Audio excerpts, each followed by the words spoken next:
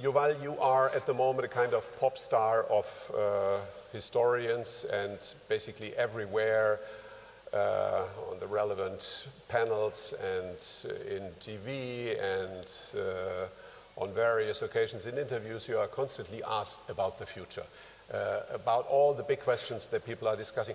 Are you sometimes a bit annoyed to be always used as a kind of oracle? Well, as a historian, I actually like to talk more about the past, but most people want to hear far more about the future. I am a bit annoyed when people put me up as a kind of guru or prophet, as if I know what will happen in 50 years or what should we do.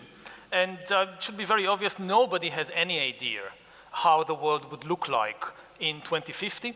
It's really maybe the first time in history when we have really absolutely no idea even about the most basic stuff. I mean, it's obvious that nobody could ever predict political developments. If you lived 1,000 years ago, you couldn't tell if there'll be a war, an invasion, a revolution, whatever.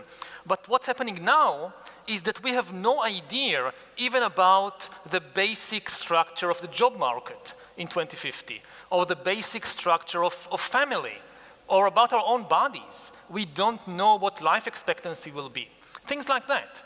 And so what I try to do is just present a map of different possibilities, emphasizing that we still have a lot of agency to prevent the worst case scenarios and to make the best case scenarios happen.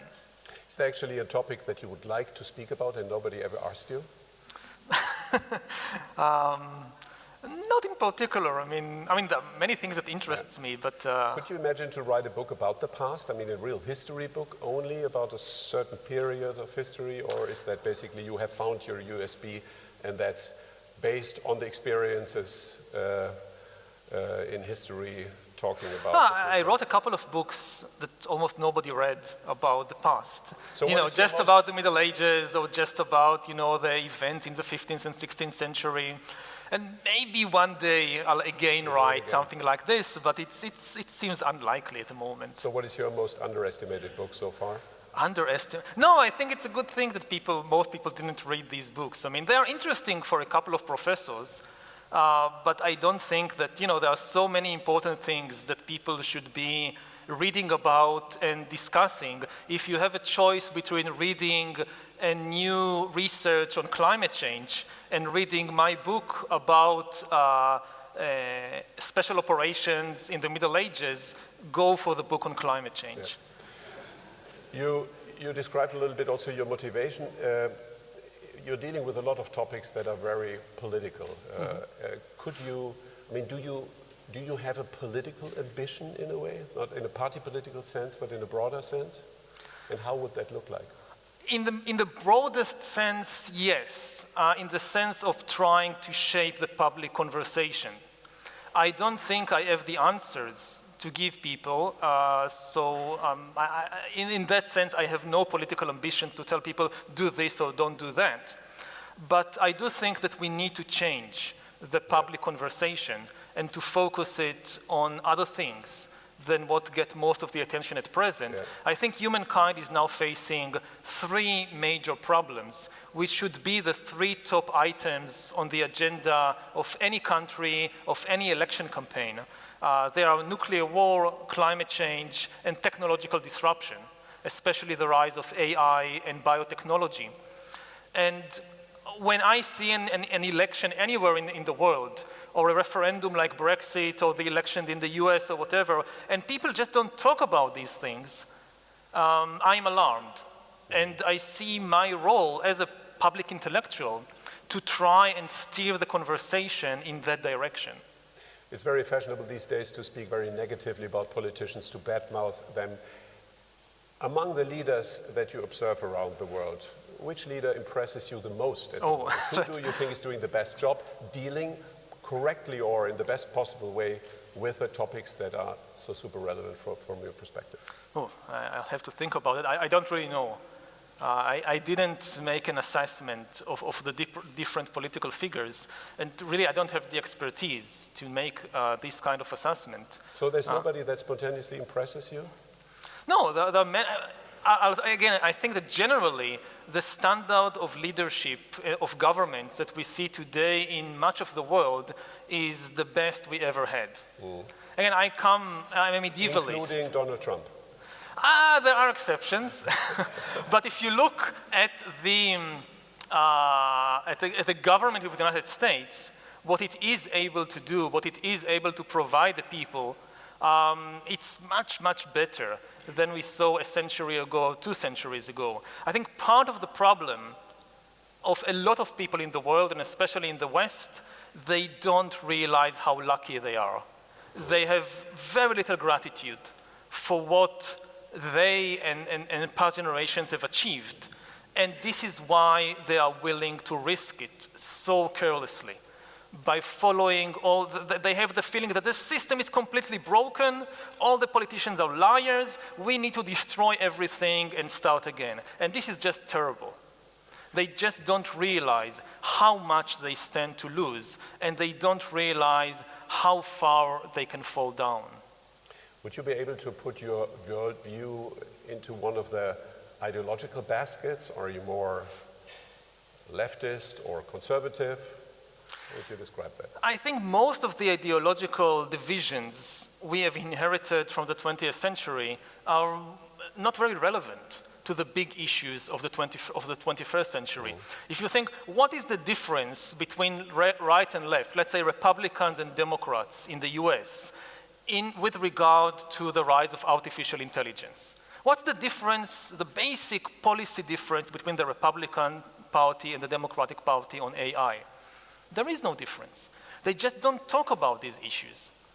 And similarly, when it comes to something like climate change, then there you do see one big difference. You do see that, at least in some countries like the US, denial of the very reality of climate change seems to be a monopoly of right-wing nationalists. And this is very surprising from a historical perspective, because conservatives should be far more caring about conserving the environment.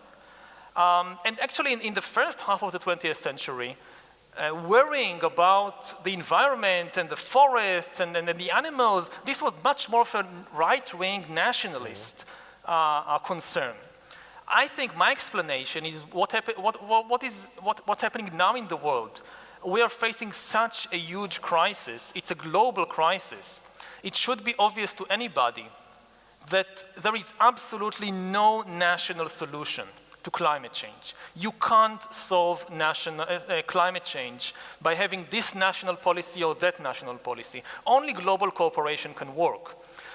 So this is why I think nationalists, because they don't have a solution, they just tend to deny the problem. Because if you recognize the problem, you must also recognize that you can't think in purely national terms, and you can't just say, my country first. No, if your country first, then we have no solution to climate change. So they prefer to just deny the problem. So you are confident that nationalism is going to be solved because simply it doesn't work? No. Many things that don't work, people still vote for them.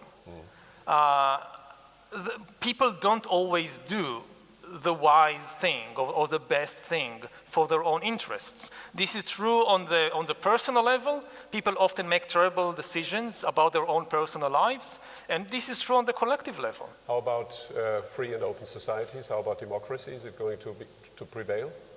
I don't know. I mean, what I do know is that free democratic societies are, in the long-term historical perspective, they are a very rare thing. For most of history in most of the world, people did not live in open democratic societies. It really is mainly a phenomenon of the last century or two in a few corners of the world. You have all this talk about ancient Greek democracy, and you have all these speeches about European civilization, as if for thousands of years, European civilization was built on the foundations of freedom and democracy and human rights. And, you know, to say it like briefly, this is nonsense. In ancient times, you had a few tiny spots where for a couple of decades or a century or two, like ancient Athens, you had a sort of democracy for 10% of the elite male population.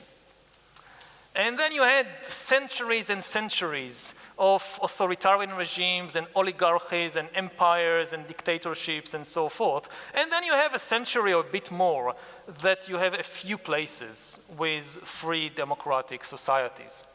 So there is absolutely no guarantee that this model is going to prevail. I hope so, because when, again, looking at the broad spectrum of history, this has been, I think, the best political model that humans have ever created on a large scale.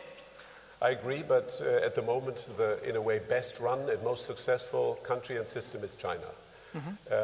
With the help of artificial intelligence, the likelihood that under their very liberal, or let's say not liberal, their very state-driven, state-focused regulatory system that allows everything and a lot more than regulation allows in America and Europe, the likelihood that China could be leading in a couple of years in AI is pretty high. And I think that who controls AI, who's leading in AI, is indirectly dominating economy and is also dominating politically.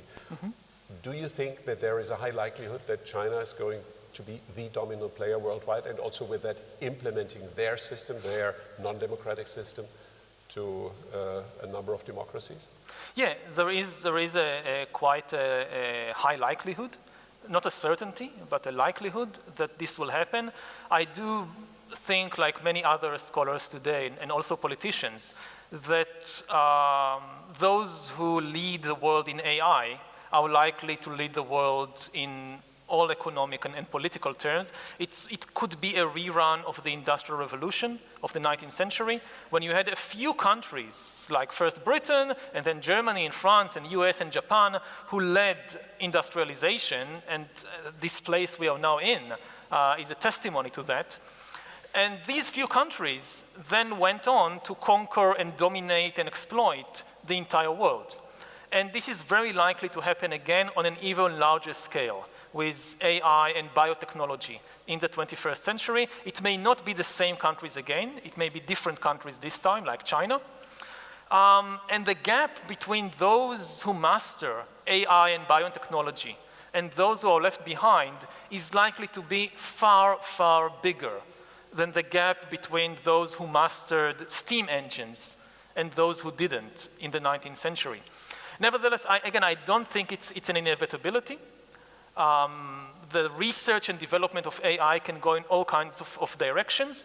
And also there is a huge question mark hanging over the Chinese system, which is they never really had to deal with a major crisis since the beginning of the reforms in 1978, 1979. If you look at a country like the United States, then what impresses me as a historian is that you have a system going for 200 years that managed to survive and to adapt to some very extreme crises. Now, the current Chinese system is just like 30 years old, and they had a very good 30 years in economic and political terms.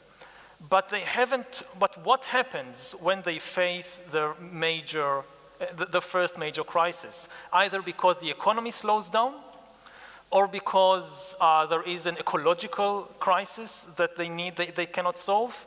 And then you have a crisis of expectations from a population of 1.4 billion people. And nobody knows, including the Chinese leadership, what happens in such a scenario. I have a friend who has launched a company that is basically dealing with in vitro fertilization and is trying to decouple sexuality and reproduction. And he has a lot of experience in different markets, and he says the best market for his company is China, because in China he can do whatever he wants. Parents can choose, should be a boy, should be tall, should be blonde, blue eyes, and you can even one day perhaps manipulate EQ and IQ. Yeah. So with that, the likelihood that, particularly in such a big society quantitatively, speaking, the likelihood that they are almost creating a kind of superior race seems realistic. Yeah, many of the things that I visit a lot, both Europe and North America and China. And one of my main impressions is that many of the things I talk about and people in the West react with apprehension and fear, in China, the reaction to exactly the same topics is excitement. Wow, we can do that. And this, of course, also has both a cultural but also a historical background or reason that the Chinese have this trauma of being left behind. This is their number one national trauma, is being left behind in the Industrial Revolution because of their mistakes. It's not something, yes, after we were left behind, the British and the Americans and the Japanese and the Russians, everybody conquered us and exploited us, and China had more than a century of a terrible century. But what they keep telling themselves is this is our fault in the end, because it was our fault we were left behind.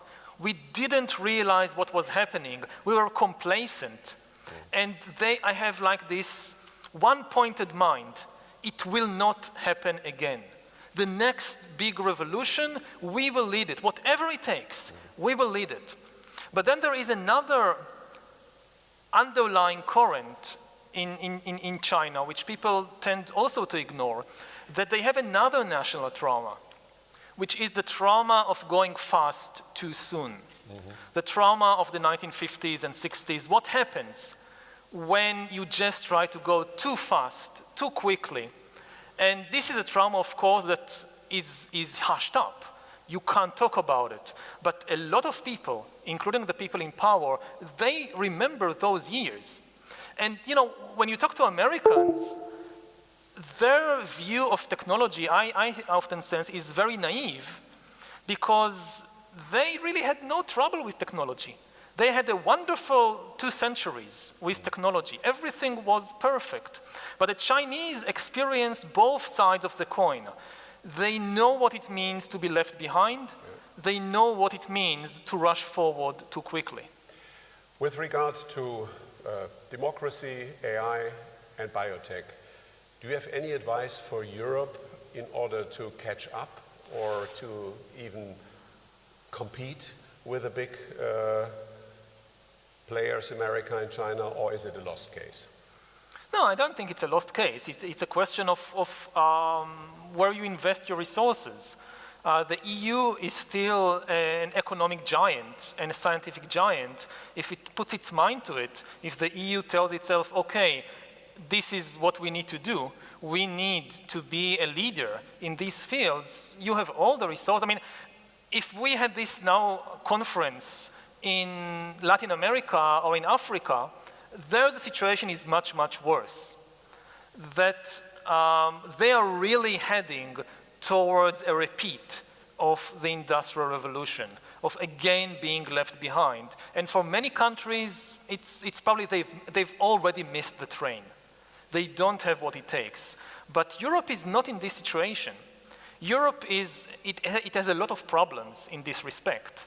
Partly complacency, partly just confusion, not knowing what Europe wants from itself, what is its own identity. But Europe certainly has the resources to compete with the US and with China in these new fronts of AI and biotechnology. In your book, you wrote a lot about the role of information and the role of fake news, manipulation, and indirectly with that also the role of media. And now you accepted to visit a German Publishers Association gathering.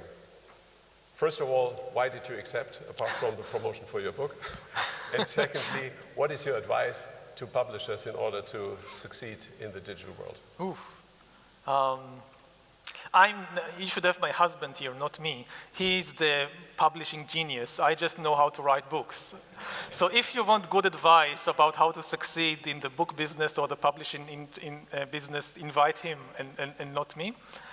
So did he write the chapter on No. news? but he Because like... there were very, very interesting insights that you gave.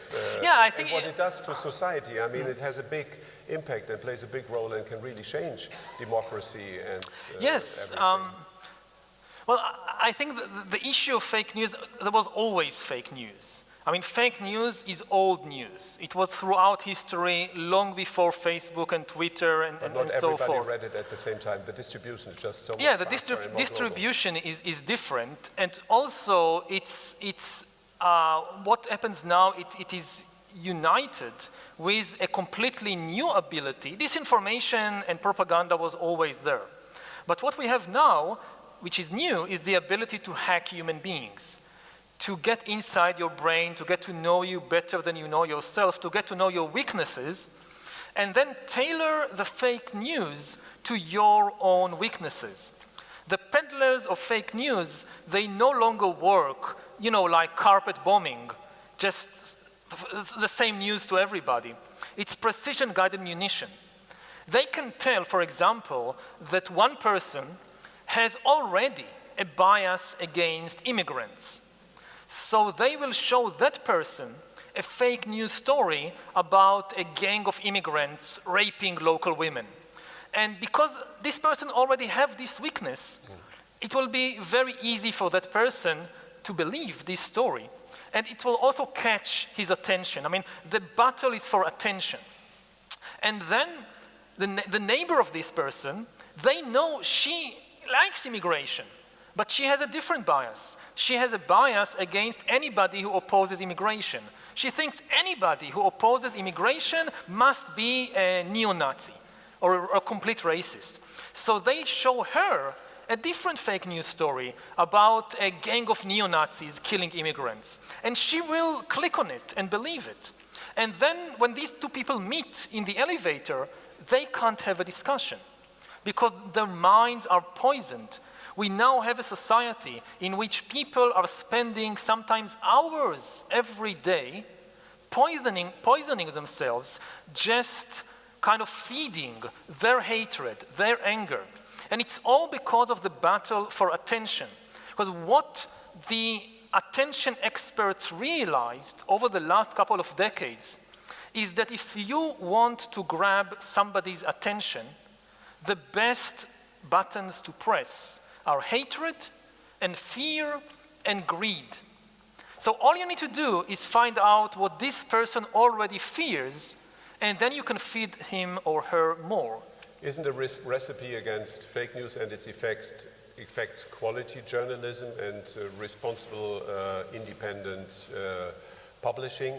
If I recall it correctly, you also wrote that the price that consumers are paying by giving away their data to big platforms is in the long run much higher than giving away some money. And I recall it that you even actively recommended to better pay for the consumption of news and information with money than paying with data. So are you advocating digital subscription as a kind of model for quality publishing in the future?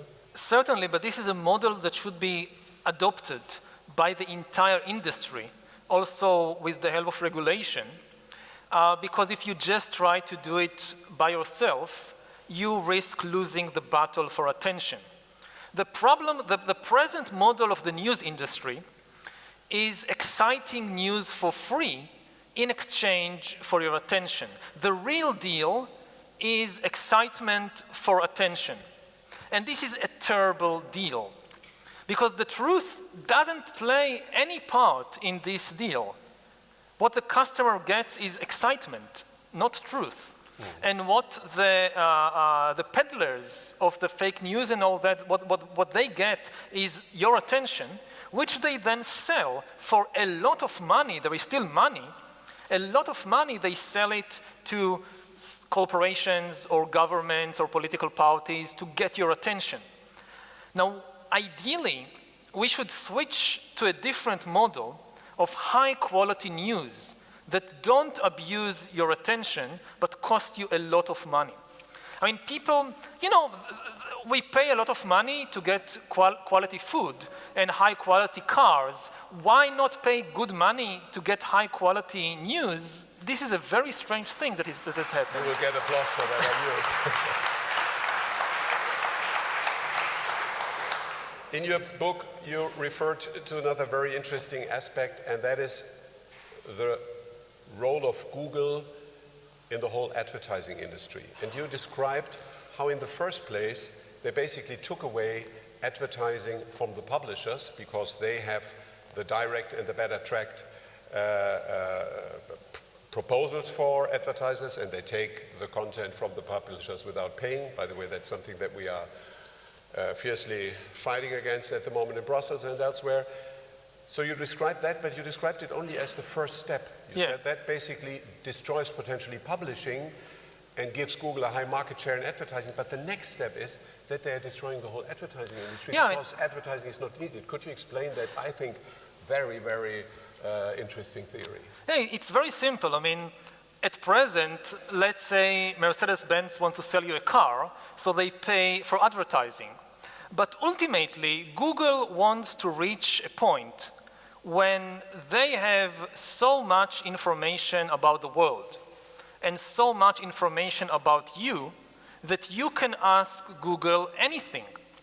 Now, if we reach a point when I can ask Google anything, then when I want to buy a car, I would just ask Google, hey Google, what car should I buy? And Google will take into account everything it knows, or not only about all the different cars in the world, fuel consumption and safety and regulations, and if they use child labor in a third world country to produce parts of the car and so forth. It will also use everything it knows about me. My preferences, my political opinions, my views on climate change, my views on Middle Eastern politics, everything will go into that, and they will just tell you, look, the perfect car for you is X. And if they do a good enough job, I will just buy X. The advertisement will not mean anything. Actually, I will know that my judgment is constantly being manipulated by advertisers. So I don't want to trust my judgment, which is so easily manipulated. I prefer to trust Google. And then there is no need of advertisement at all. So in the end, Google, with the help of AI, knows ourselves better than we do. And you gave one very extreme example in your book. You said, I wasted a lot of time in my life dating girls because I didn't know that I'm gay. I didn't date many girls, don't worry. Had I asked Google, they would have told me earlier. Yes. So can you imagine that one day really a search engine and artificial intelligence is interfering to that degree in our this is actually, technologically, it's quite simple. I mean, you just need, for example, to track eye movements. As you watch, like, I don't know, they don't even tell you. Like, you watch YouTube, and the computer just follows your eyes. Where do you, like you see an image of a sexy guy and a sexy girl in swimming suits walking on a beach somewhere. Where do your eyes go and where do they linger? This is something that very often you don't control that. Let's say the first second, before you even realize what is happening, the computer can very easily tell, if not today, then in 2 years or 5 years, what is happening to your eyes at that moment. Again, attention. Where does your attention goes? And we are very close to the point, and maybe are already at the point, when somebody like Google, or like the Chinese government, or like the secret police, can know the sexual identity of teenagers long before the teenagers realize it about themselves.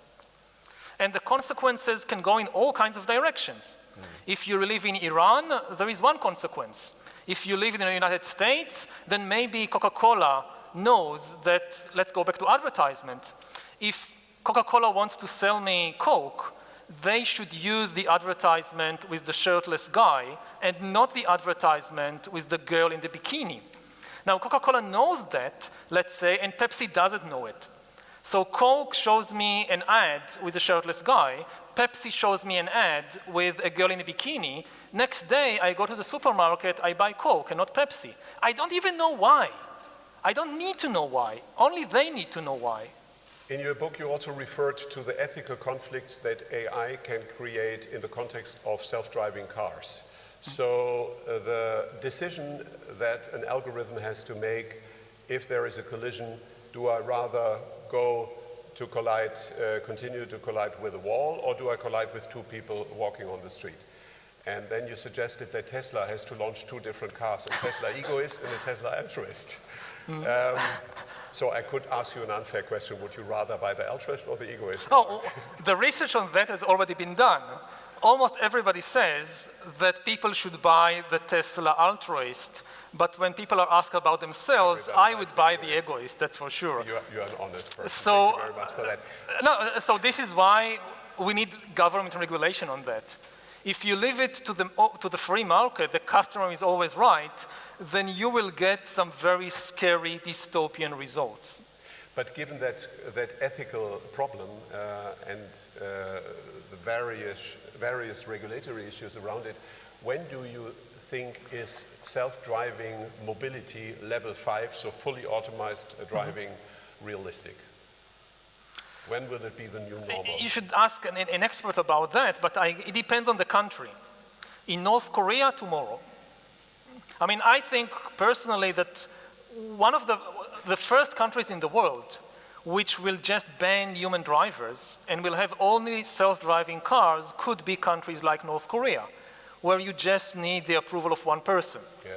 And I guess there will be a lot of corporations, or at least one, that will rush and say, wonderful, we have the greatest laboratory in the world. We start in North Korea, and then we can move to, after we do all the experiments and we learn from the mistakes and 500 North Koreans are dead, but okay, that's nothing in North Korea, then we can launch the safe model in Berlin.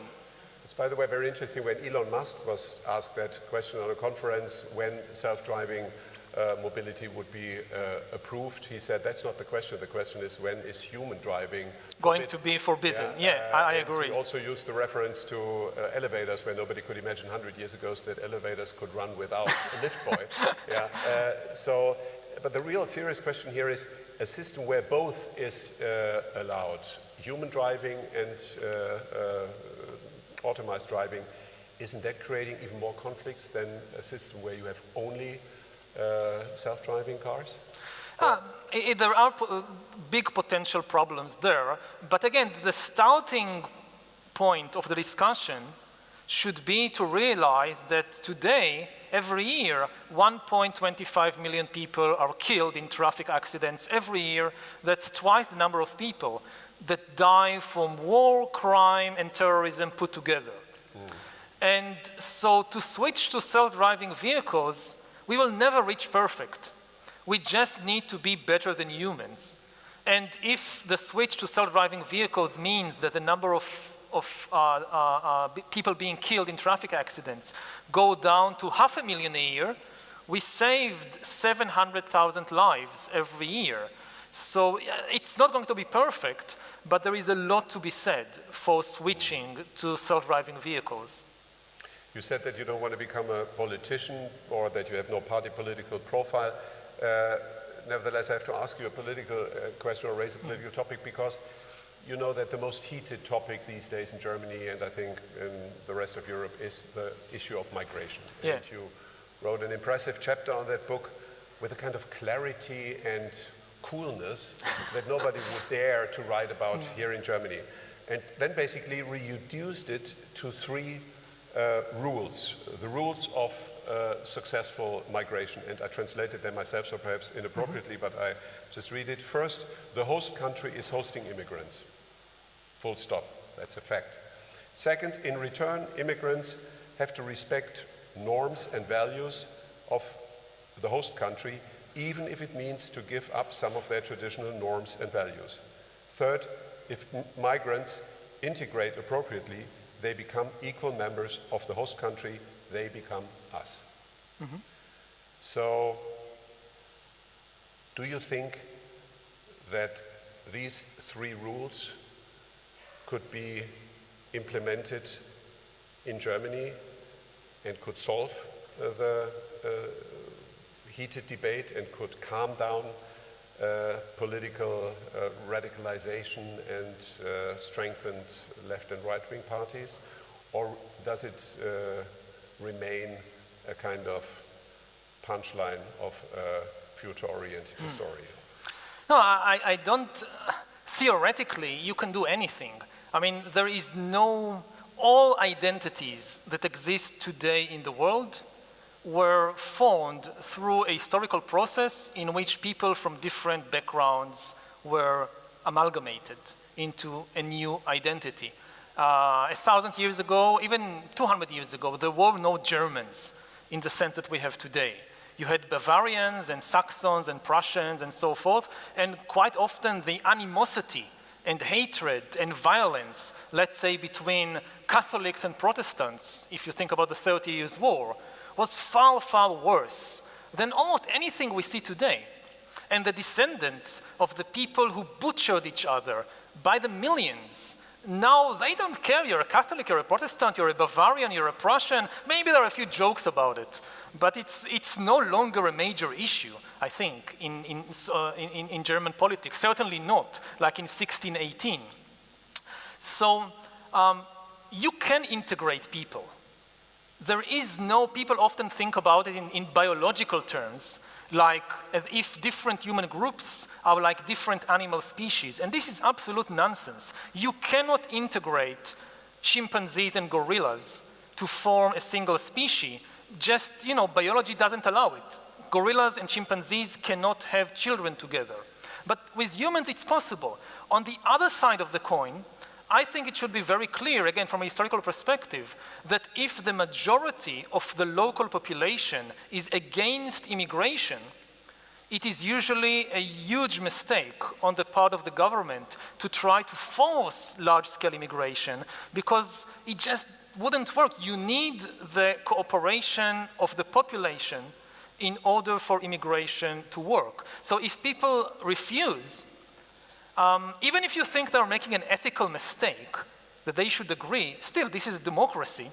I'll say something different. I think maybe the worst thing about the immigration debate now in Germany and in Europe as a whole is that people are turning it into a kind of Manichaean struggle between good and evil, as if anybody who opposes immigration is a racist Nazi, and anybody who is in favor of immigration is a lunatic or traitor.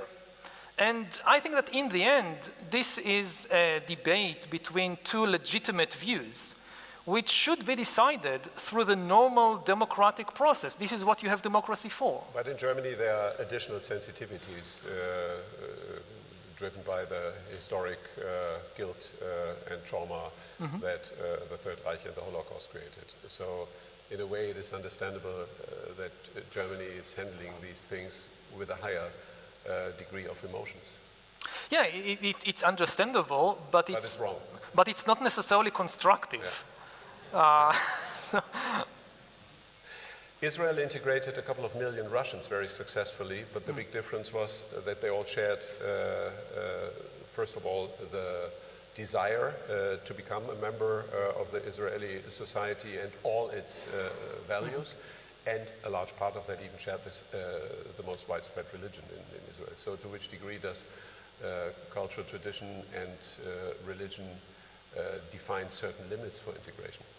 Yeah, it defines a lot of limits. Now in Israel also immigration, it's a country of immigrants. When almost everybody or his or her parents immigrated from someplace. It's really, if you look for an example in history, of immigrants violently conquering a country to which they immigrated, like, all these mad scenarios, I think, that people have around here, of Muslim immigrants taking over Germany or the Europe and turning them into a caliphate. So an example you can see is Israel, in which immigrants forcefully took over the country into which they immigrated. And the whole ethos of the country is built around that.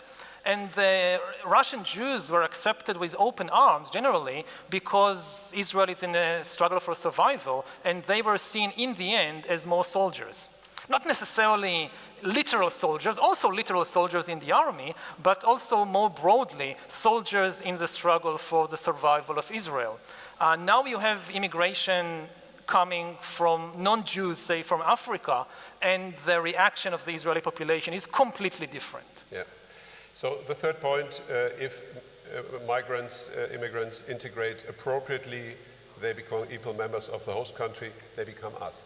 But if not, what should be done, and what is successful integration? So how do you measure successful integration? What are the criteria, and what happens if these criteria are not met? Well, the whole chapter is really about that. One of the key points is the difference in timetables, in time scale. Different people judge the success or failure of immigration on a different time scale. And I think a lot of the misunderstanding is about that. If I'm a second-generation immigrant, and I was born here, my parents came from Syria or Turkey or somewhere, but I was born here. If I'm not fully integrated into German society, is this failure or not? On the time scale of my own personal life, if people tell me, you're not German, go back to Turkey, for my life, I was born here. Maybe I don't even speak Turkish. I never visited Turkey. All my friends are here. All my life I was here. So when people tell me go back to Turkey, I was never there. What do you want from me? I'm German. But from a broad historical perspective, 30 years is an extremely short time for a culture to fully absorb people from a different country, from a different religion, from a different culture. So you have this really difficult issue of what is the time scale we are thinking about. And similarly, there is this issue of accounting, of how do you count violations. Let's say you have 1 million immigrants, and out of these 1 million immigrants, 100 join terrorist organizations and commit attacks against the host country. Is this success or failure? You have 100 violators and 999,000 something people who didn't. So how do you count that? And the opposite is also true. If you walk down the street 1,000 times and you are not molested, nobody shouts any racial abuse, nothing. And then one time somebody shouts a racial abuse. So is the conclusion is that the Germans accept me or reject me? How do you count? What is the accounting measurement? We don't, and what you see in most of the debates about immigration is that just the two sides of the debate, they are using a different time scale, they are using a different measure of accounting. So referring back to what you said earlier in your speech about the facts and the importance of facts. So yes, we have a fact that an immigrant joined a terrorist organization. But what does it mean? Is it a violation of the immigration deal on the whole or not? If you can't agree on the accounting method and the time scale, then two sides looking at exactly the same fact will reach completely different conclusions. We learned that the 3 rules that you have defined are not solving all problems immediately, but it's a good start. So we have to come to an end, and just one concluding question. Looking forward, let's say for the next 100 years ahead, what are, from your perspective today, what is the biggest threat and what is the biggest opportunity for our society? So the biggest threat is the 3 big problems I mentioned in the beginning, nuclear war, climate change, and technological disruption. And of the 3, technological disruption is the most complicated to deal with because we don't know what to do with it. With nuclear war and climate change, it's very easy. At least we know what we need to do, stop them, prevent them. But with the rise of AI and biotechnology, there are immense beneficial opportunities. And we are not going to stop research in AI and biotech. So the best case scenario is that we will have much better healthcare, we will have much more leisure time, we will have the ability to explore ourselves and develop ourselves as humans in ways which were never possible before in history. The flip side, the worst case scenario, is that we might have digital dictatorships in which all power is concentrated in the hands of a tiny elite that monitors everybody all the time, that really humanity might split into a caste of superhumans and an underclass of useless people, people who have no economic value and no political power, and it's the same technologies. I think one of the big lessons of the 20th century and of the Industrial Revolution, and again, of this industrial plant we are now having the conference in, which began its life as an electricity plant, is that technology is not deterministic. The same electricity served the Third Reich and communist East Germany and liberal democratic United Germany. So the electricity doesn't care what you do with it. And you can do with it many different things. And it's the same with AI and biotech. We can use them to build paradise or hell.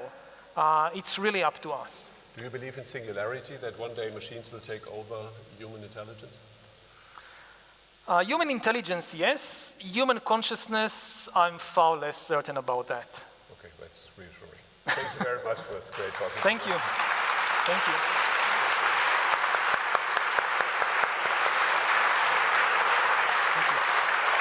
Thanks. We stay for a while. Yeah.